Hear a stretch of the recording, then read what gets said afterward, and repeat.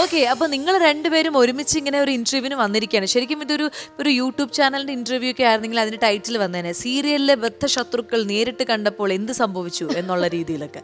അത്ര ശത്രുതയായിരുന്നു നിങ്ങൾക്ക് ആ സീരിയലിൽ അല്ലേ? കണ്ണെടുത്ത കണ്ടുകൂടായിരുന്നു ഈ ചേച്ചിയെ. അതുപോലെ തിരിച്ചും ലൊക്കേഷനിൽ നിങ്ങളുടെ എങ്ങനെയായിരുന്നു? ഇതേപോലെ നിങ്ങൾക്ക് ഈ ശത്രുത അഭിനയിച്ച് നേരിട്ട് ഈ ചേട്ടനെ കണ്ടപ്പോൾ ഒരു ശത്രുത തോന്നിയോ? ഒരിക്കലില്ല. മോഹൻ ചേട്ടൻ്റെ ഒരു പ്രത്യേകത എന്താണെന്ന് വെച്ച് കഴിഞ്ഞാൽ എല്ലാവരോടും ഒരേപോലെ ആയിരിക്കും. ആരോടും പ്രത്യേകിച്ച് ദേഷ്യവും ഇല്ല, പ്രത്യേകിച്ചൊരു എല്ലാവരെയും കൺസിഡർ ചെയ്യും. ആയിട്ടുള്ള സ്നേഹം. മോഹൻ ചേട്ടൻ നല്ലൊരു ലിസണറാണ് ശരിക്കും. അപ്പൊ നമുക്ക് പോയിട്ട് എന്ത് വേണമെങ്കിലും നമുക്ക് എന്തെങ്കിലും ഒരു വിഷമം ഉണ്ടെങ്കിൽ പറയാം. അത് നല്ലൊരു ക്വാളിറ്റി ആണല്ലോ. ചെറിയ കാര്യമല്ല. അതെ അതെ, നമുക്ക് തരേണ്ട അഡ്വൈസ് നല്ലതാണെങ്കിൽ അത് നല്ലതാണെന്ന് പറയും, മോശമാണെങ്കിൽ മോശമാണെന്ന് പറയും. ഉപദേശങ്ങൾ. ചേച്ചിയുടെ ഒരു ഡെയിലി റുട്ടീനിൽ ഈ അമ്പലത്തിൽ പോവുക, പ്രാർത്ഥിക്കുക എന്നുള്ളത് ഒരു സ്ഥിരം പരിപാടിയാണെന്ന് ഇങ്ങനെ കേട്ടു. അപ്പൊ എങ്ങനെയാണ്? ഉമ ഒരു പ്രസ്ഥാനമാണ്. ഉമ നായർ എന്നുള്ളത് വെറും ഒരു പേര്, ഒരു ആർട്ടിസ്റ്റ് മാത്രമല്ല, ഒരു event one of the leading event management കമ്പനിയുടെ ഓണറാണ്. ഇനിയും പറയാം, മലയാള സിനിമയിൽ ഒരു പ്രൊഡ്യൂസർ എന്നുള്ള നിലയിൽ കാല് വെച്ചിരിക്കുകയാണ്. ഈ അടുത്ത് തന്നെ ഒരു സിനിമ പ്രൊഡ്യൂസ് ചെയ്യുകയാണ്. അങ്ങനെ പലതുകൊണ്ട് ഈ രണ്ടെണ്ണം പറയാനേ എനിക്ക് അനുവാദമുള്ളൂ ഇപ്പോൾ. ബാക്കി ചില സ്വപ്ന പ്രൊജക്ടുകളൊക്കെ പ്ലാൻ ചെയ്യുന്നുണ്ട്. പക്ഷെ I am not suppose to say all those things. മനസ്സിലായി. ഓ, അപ്പൊ ചേച്ചി ഇങ്ങനെയൊക്കെ ഒരാളായി മാറിയെന്ന് ഞാൻ അറിഞ്ഞില്ല. ഞാൻ വിചാരിച്ചു ചേച്ചി അഭിനയം മാത്രം കോൺസെൻട്രേറ്റ് ചെയ്ത് അങ്ങനെ ഒതുങ്ങി നിൽക്കുകയാണ് എന്ന് വിചാരിച്ചു. പക്ഷെ ഇനിയിപ്പോ സിനിമ ചെയ്യാൻ തീരുമാനിച്ചു, അതിനോട് ഇവന്റ് മാനേജ്മെന്റ് അങ്ങനെ ഒരു 4-5 years ആയിട്ടുണ്ട്. 4-5 years ആയിട്ട് പോലും ഈ ചേച്ചി നൃത്യങ്ങൾ അവതരിപ്പിക്കാൻ എന്നെ വിളിച്ചിട്ടുണ്ട്. ഈ അതൊരു അമ്പലത്തിൽ പോകുന്ന കാര്യത്തെ കുറിച്ച് എങ്ങനെയാണ്? ശരിക്കും കുഞ്ഞിലെ മുതൽ ഒരു ഈശ്വര വിശ്വാസിയാണോ? അത് ഇപ്പൊ നമ്മൾ ഈ ഒരു കരിയർ ചൂസ് ചെയ്തപ്പോൾ നമുക്ക് പല സിറ്റുവേഷനിൽ നിന്ന് നമ്മൾ ദൈവവിശ്വാസി ആയതാണോ? അല്ല, അച്ഛന് 5 പെങ്ങന്മാരുള്ളത്. അച്ഛൻ്റെ 2ാമത്തെ പെങ്ങളുടെ കൂടെയാണ് ഞാൻ ശരിക്കും ഒരു 4ാം ക്ലാസ് വരയ്ക്കും നിന്നിരുന്നത്. ചെറുതിലെ അപ്പുറം ഇപ്പുറമാണ്. അപ്പോൾ അച്ഛൻ്റെ 2ാമത്തെ പെങ്ങൾക്ക് 2 ആൺകുട്ടികളായതുകൊണ്ട് എന്നെ അവർ മുകളിലും താഴെയാണ് അച്ഛനും പെങ്ങളും താമസിക്കുന്നത്. അപ്പോൾ അപ്പച്ചിയുടെ ഒരു ഡെയിലി റുട്ടീൻ എന്ന് പറഞ്ഞാൽ വെളുപ്പിന് എഴുന്നേൽക്കുക, വിളക്ക് കത്തിക്കുക, നാമം ജപിക്കുക, എന്നിട്ട് വീട്ടിലെ എല്ലാ പ്രഭാത കാര്യങ്ങളും ചെയ്തിട്ട് അപ്പച്ചി ഒരു 7 മണിയാകുമ്പം ഗണപതി അമ്പലത്തിൽ പോകും. അപ്പോൾ എല്ലാ ദിവസവും നമ്മളിത് കണ്ട് എൻ്റെ അമ്മ അങ്ങനെ പോകുന്ന ഒരാളല്ല, എൻ്റെ അച്ഛൻ അങ്ങനെ ഒരു ഓവർ ഭക്തിയുള്ള ഒരാളല്ല. അച്ഛൻ പലപ്പോഴും ക്ഷേത്രത്തിൻ്റെ വെളിയിൽ പോയി തൊഴുതിട്ട് പോകുന്ന ഒരാൾ, അകത്ത് പോലും അങ്ങനെ. അപ്പോൾ അങ്ങനെ എനിക്ക് കിട്ടിയത് എൻ്റെ അച്ഛൻ പെങ്ങളുടെ ഒരു ശീലമാണ്. അപ്പോൾ അതിങ്ങനെ ഫോളോ ചെയ്തു പോകുന്നു. ചേട്ടന്റെ ഫാമിലി എങ്ങനെയാണ്? ഈ അഭിനയത്തോടൊക്കെ അവർക്ക് വലിയ താല്പര്യമാണോ? അത് അവർക്ക് അച്ഛൻ അല്ലെങ്കിൽ ചേട്ടന്റെ ഭാര്യ എന്ത് പറയും, വേറൊരു ജോലിയായിരുന്നെങ്കിൽ ചേട്ടൻ കുറച്ചും കൂടി സൂപ്പർ ആയേനെ, അങ്ങനെയൊക്കെ? ഞാൻ വേറെ ജോലികളെല്ലാം കഴിഞ്ഞിട്ടാണ് ഇപ്പൊ. എന്തൊക്കെ ജോലികൾ കഴിഞ്ഞു? ഞാൻ സാധാരണ നമ്മളുടെ ഇന്ത്യയിലെ യുവാക്കള് ഒരു 10-20 വയസ്സ് കഴിഞ്ഞാല് ബോംബെ പോകും. ബോംബെ ഒരു വലിയ ട്രെയിനിങ് ഗ്രൗണ്ടാണ്. ബോംബെയിൽ ഒരു 1-2 വർഷം ജീവിക്കുന്ന ഒരാൾക്ക് ലോകത്തിന്റെ ഏത് സ്ഥലത്ത് കൊണ്ടിട്ട് കഴിഞ്ഞാലും അവൻ കരയാതെ ജീവിച്ചോളും. അത്ര വലിയൊരു ട്രെയിനിങ് ഗ്രൗണ്ട്. അപ്പൊ ഞാൻ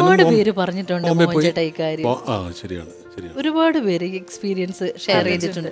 ബോംബെ എന്ന് പറഞ്ഞൊരു പ്ലാറ്റ്ഫോം, സ്വഭാവം, കഷ്ടപ്പെടാനുള്ള, ജോലി ചെയ്യാനുള്ള ഒരു ആർത്തി, പിന്നെ മറ്റുള്ളവരെ സഹിക്കാനും പൊറുക്കാനുമുള്ള ഒരു വലിയ എക്സ്പീരിയൻസ്. വിവിധ ഭാഷക്കാരുടെ ഇടയിൽ കൂടെ പോകുമ്പോൾ നമ്മൾ അറിയാതെ പല ഭാഷകൾ പഠിക്കും. പിന്നെ ബുദ്ധിമുട്ടുകൾ വരുമ്പോൾ അതിനെ തരണം ചെയ്യാനുള്ള ഒരു ആത്മബലം കിട്ടും. പിന്നെ ഞാനത് കഴിഞ്ഞ് ഗൾഫിൽ പോയി. ഗൾഫിൽ ഒരു 10 വർഷക്കാലം അക്കൗണ്ടന്റായിട്ട് ജോലി ചെയ്തു. അതിനുശേഷം തൊഴിൽ നഷ്ടപ്പെട്ടപ്പോൾ ഞാനൊരു ചെറിയ ബിസിനസ് തുടങ്ങി. അത് കളർ ലാബ്, വീഡിയോ ലാബ്, അതിന് 1-2 ബ്രാഞ്ചുകളായി. ഇപ്പോൾ അതൊക്കെ വൈൻഡപ്പ് ചെയ്യാൻ പോകുന്ന ഒരു സാഹചര്യമാണ്. Naturally we have to take the struggle to succeed the life. I did that. അതുകൊണ്ട് വലിയൊരു ജീവിതം വലിയൊരു വൻ വിജയമാണെന്നുള്ളതല്ല, എനിക്കിഷ്ടമാണ്. എനിക്ക് ബിസി ലൈഫ് ഇഷ്ടമാണ്. പ്രത്യേകിച്ച് എന്നോട് ചില ഘട്ടങ്ങളിൽ എൻ്റെ വൈഫ് പറഞ്ഞിട്ടുണ്ട്, ഗൾഫിൽ ഇരുന്ന് കൗണ്ടറിൽ ഇരുന്നെങ്കിൽ വെറുതെ കാശ് വാങ്ങിച്ച് അതിനകത്തിട്ട് ആൾക്കാരെ കൊണ്ട് ജോലിയൊക്കെ ജീവിച്ചാൽ പറയാമെന്നു. ഇതിപ്പോൾ കൊച്ചുമക്കളാകാൻ പ്രായമുള്ള പ്രൊഡക്ഷൻ കൺട്രോളിൽ പ്രൊഡക്ഷൻ മാനേജർ വഴി, ചേട്ടാ വണ്ടിയൊക്കെ ഇരിക്കുമോ, നാളെ രാവിലെ ഷൂട്ടുണ്ട്, അപ്പം ചേട്ടൻ പെട്ടി എടുക്കുന്നു, അങ്ങോട്ട് ഓടുന്നു ഇങ്ങോട്ട് ഓടുന്നു, ഭാര്യയെ ഇവിടെ പുറക്കുന്നു, കെട്ടി. അതെ അതെ. അപ്പോൾ അത് ഞാൻ ഈ ഫീൽഡ് തിരഞ്ഞെടുത്തതിന്റെ ഭാഗം അത്. ഞാനത് ആരോടും പരാതിപ്പെട്ടിട്ട് കാര്യമില്ല. അതുപോലെ മോഹൻ ചേട്ടൻ്റെ ഒരു കാര്യം പറയുകയാണെങ്കിൽ എനിക്ക് തോന്നുന്നു ആദ്യമായിട്ടൊരു ക്യാമറയുടെ മുന്നിൽ, അതായത് ഒരുപാട് സ്റ്റേജ് നാടകം കാര്യങ്ങളൊക്കെ ചെയ്തിട്ടുണ്ടെങ്കിലും ഒരു ക്യാമറയ്ക്ക് മുന്നിൽ ആദ്യമായിട്ട് നിൽക്കുന്നതിന് ഒരു വലിയ സിനിമയുടെ ഭാഗമായിട്ടാണ് അല്ലേ? അതൊരു ലക്കാണ്. അതുപോലെ നമ്മൾ സ്വയം നമ്മളെ കുറിച്ച് ആലോചിക്കുമ്പോൾ അയ്യോ ഞാൻ പ്രതീക്ഷിക്കാത്തൊരു കാര്യമാണല്ലോ സംഭവിച്ചത്, അങ്ങനെയൊക്കെ തോന്നും. അതും നല്ലൊരു എക്സ്പീരിയൻസ്, കുറേ അടിപൊളി സ്റ്റാർസിന്റെ കൂടെ, നല്ല ഡയറക്ടറിന്റെ കൂടെ, നല്ലൊരു സിനിമ ക്രോണിക് ബാച്ചിലർ. അപ്പൊ അതിലേക്ക് എത്തിപ്പെട്ടതും അവിടുത്തെ ഒരു അനുഭവമൊക്കെ എങ്ങനെയായിരുന്നു മമ്മൂക്കയുടെ കൂടെ? ഞാൻ ഗൾഫിലായിരുന്ന സമയത്ത് ഈ നമ്മളുടെ പ്രശസ്ത സംവിധായകൻ ഫാസിൽ, അദ്ദേഹത്തിന്റെ അനുജൻ മിസ്റ്റർ ഖൈസ് ഖത്തറിൽ ഉണ്ട്. അപ്പോൾ അവിടെ ഞാൻ ഈ ഷോസൊക്കെ ഈ സാസ്വികയുടെ ഈ തൊഴിൽ ചെയ്യാറുണ്ട്. ഞാൻ യേശുദാസിനെയൊക്കെ, യേശുദാസ്, ഗണേഷ് കുമാർ ഇവരൊക്കെ വന്നപ്പോൾ അവരൊക്കെ ഇൻ്റർവ്യൂ ചെയ്തിട്ടുണ്ട്. പിന്നെ ഷോസ് സംഘടിപ്പിക്കും. ഭരത് ഗോപി, ദേവരാജൻ മാഷ്, പി ജയചന്ദ്രൻ, ശ്യാമപ്രസാദ്, ഇങ്ങനെ നീണ്ട ഒരു നിരയിലുള്ള ആൾക്കാരെ പലവട്ടങ്ങളായിട്ട് കൊണ്ടുപോയിട്ടുണ്ട്. അപ്പോൾ ഇതൊക്കെ ഒരു സമയത്താണ് എനിക്ക് മനസ്സിലായത് ഖൈസ് ഇതൊക്കെ ശ്രദ്ധിക്കുന്നുണ്ടായിരുന്നു. അപ്പോൾ എനിക്കറിയാം അനിയത്തി പ്രാവിൻ്റെ ഒക്കെ പ്രൊഡ്യൂസറാണ്. അപ്പം ഞാനൊരു ദിവസം ഖൈസിനോട് പറഞ്ഞു, എനിക്ക് I wanted to talk to you for 5 minutes. അപ്പോൾ വേറൊരു ദിവസം അദ്ദേഹം ഓൾ ദ വേ എൻ്റെ സ്റ്റുഡിയോയിൽ വന്നു. എന്നിട്ട് പറഞ്ഞു, മോഹൻ പറഞ്ഞനുസരിച്ച്. ഞാൻ പറഞ്ഞു, ഞാൻ അങ്ങോട്ട് വരാമെന്നാണ് ഉദ്ദേശിച്ചത്. അത് വരേണ്ട വഴിയായിരുന്നു. ഈശ്വരൻ അത് പറഞ്ഞു വരുത്തിയ. ഞാൻ പറഞ്ഞു, എനിക്ക് 2 കുട്ടികളുടെ അച്ഛനാണ് ഞാൻ ചെറുപ്പത്തിൽ സിനിമയിൽ പോകാൻ തിരുവനന്തപുരത്തൊക്കെ ഒരുപാട് കഷ്ടപ്പെട്ടിട്ടുണ്ട്. 2 ചെരുപ്പ് തേഞ്ഞു, ആരും കാണാതെ കുറച്ച് കണ്ണുനീർ മുത്തുകൾ പൊഴിച്ചു കളഞ്ഞു. പിന്നെ പലരും കളിയാക്കിയിട്ടുണ്ട്.